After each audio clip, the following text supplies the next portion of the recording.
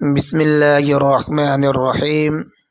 آج کی ویڈیو میں ہم ذکر کریں گے حضرت عیسیٰ علیہ السلام کے بارے میں۔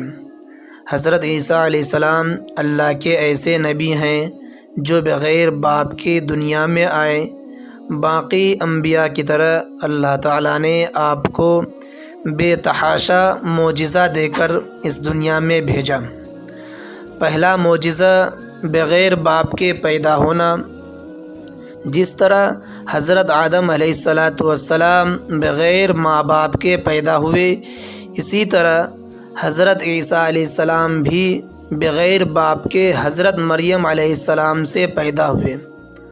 قرآن کریم میں حضرت عیسیٰ علیہ السلام کو حضرت آدم علیہ السلام جیسا قرار دیا گیا ہے۔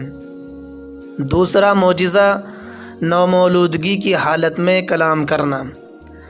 حضرت عیسیٰ علیہ السلام کی ابتدائی گفتگو اس حالت میں ہوئی کہ آپ نومولود تھے۔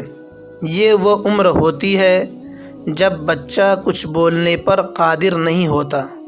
آپ نے اسی عمر میں فصیح و بلیغ کلام فرمایا ہے۔ تیسرا معجزہ مٹی سے پرندہ بنا کر اللہ کے حکم سے زندہ کرنا۔